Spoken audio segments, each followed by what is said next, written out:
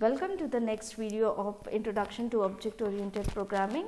In the last video, we have seen certain things, that was data types which are supported in C++. Objective of this session is to make the use of constructs like sequence, selection and iteration. So, we have seen in the last video the user defined data types, derived data type. There is fundamental data types like int, char, float, boolean. We have arrays, functions, pointers, references and constants which are known as derived data type because they are composed of fundamental data types. This we will see later in the coming videos. Then we again have the user defined data types. The user defined data types are the data types which are composed of derived data type as well as the fundamental data type, that is class, structure, union and enumeration. Again this we will see in the coming videos. Today we will see about the different control structures. So, control structure are used to affect how the statements are executed, whether the statements are executed in straight line. If it is executed in straight line, it is known as sequence control structure. If the statements are executed in branching condition, then you have use selection structure. And if the statements are continuously repeated, then you have to use this control structure, that is loop structure. So, sequence structure means the statements are executed one after the other. This is actually a default C++ behavior. Consider an example when I am just printing the statements like SC computer, online OOP class, return 0 and completing this statement. So, this is known as sequence structure, one after the other. I am just making the use of the sequence. Second comes selection structure, where you have to choose among an alternative course of action and you have to make the decision like if else and switch. These are the three selection structures. Now, if selection structure is basically used when you have to do something like when the condition is true. See the syntax where I am writing if, and inside the round brackets I have to write the condition or the expression which you want to check whether it is true, and if it is true, then the statement which is shown as red is executed followed by a semicolon. So, example of using an if structure in the program, just observe here that I have taken a grade variable int, integer grade variable, which is having a value is equal to 80, and the program checks the condition like if inside the round brackets I have used the expression grade is greater than 30. That means we are checking the condition that whether grade is greater than 30. If this condition is true, then inside the if block you will write that cout passed. Okay. So, and then return 0 to end the main function. So, this is an example of if. Let us see about if else. If else is used to do one thing if some condition is true and the other thing if the condition is false. So, here it is written as if expression then statement, else expression then statement. That means if this expressions, whatever condition is true, that is written in if, and the condition which if it is false will be written in else. So, this is a type of if else expression. So, for example, the same program which we have seen before, here we are using if else.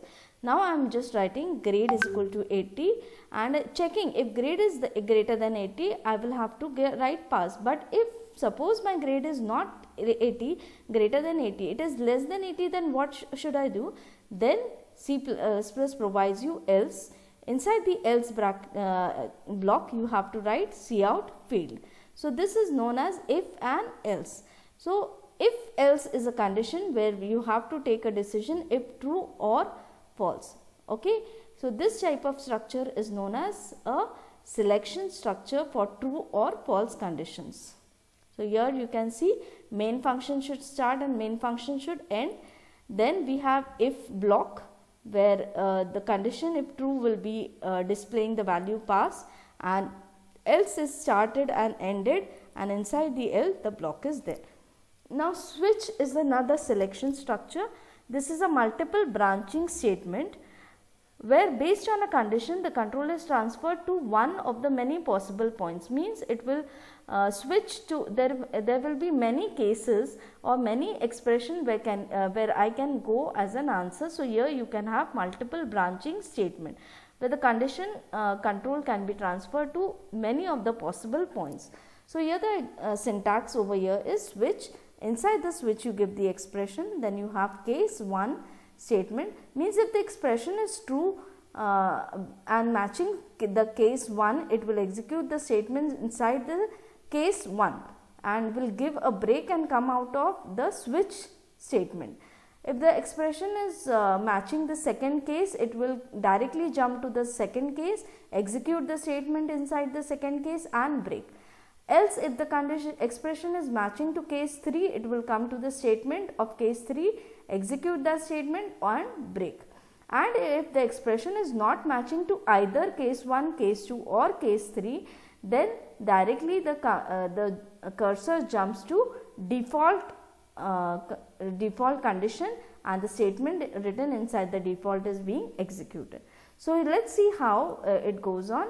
Here the program comes where I am taking inside this integer n1 and n2. I have taken two values from the user of type integer. Remember, two variables can be separated by each other by using comma, not colon. So here there are two identifiers n1 and n2 which are of type integer. Both are of type integer, that is why you use comma. If n2 was of type float, you will have to write semicolon after 5 and then write float n2 is equal to 8. But here integer n1 and n2 both are integer, that is why we have written semicolon, comma. So we have given a value 5 to n1 variable and 8 value to n2 variable. And we have taken one more thing, that is an operator op, which is going to be coming as a type of character. That is why we are taking char op, means op is having a type of char. We are taking the value from the user, whether you want to add the two numbers, whether you want to subtract, multiply or what. So I am taking cn op from the user. If the user enters the value of op as plus, it will check, switch will check whether op is plus or whether it is minus. If it is op is, see here there are different cases. Case plus is written in single inverted comma because plus is a character over here. So if op is given as an plus sign, then it will do n1 plus n2 and break. If op is given as minus by the user, then the condition case minus will be executed where n1 minus n2 is done, and when after the break it will directly switch on to return 0.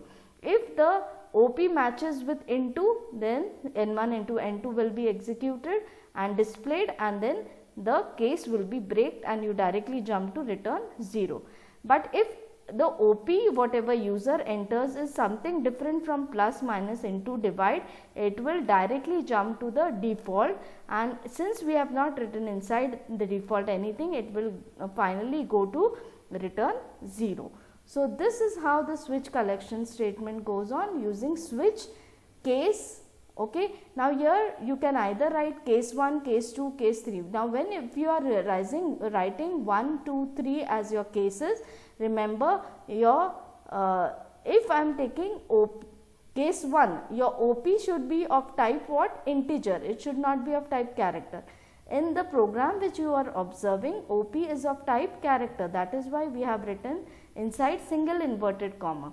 Okay. And if you want here as case 1, 2, 3, then you have to take op as an integer. So accordingly, what is your type of case, that you should have the data type of the variable. So I hope that you all have understood with this. So here main has been completed. Switch is also a block. It should also be started with an curly and ending brace over there. And lastly, we are seeing the third structure, which is a loop structure, which is used to repeat a set of instructions. Inside the 3 iteration loop structures are do while and for.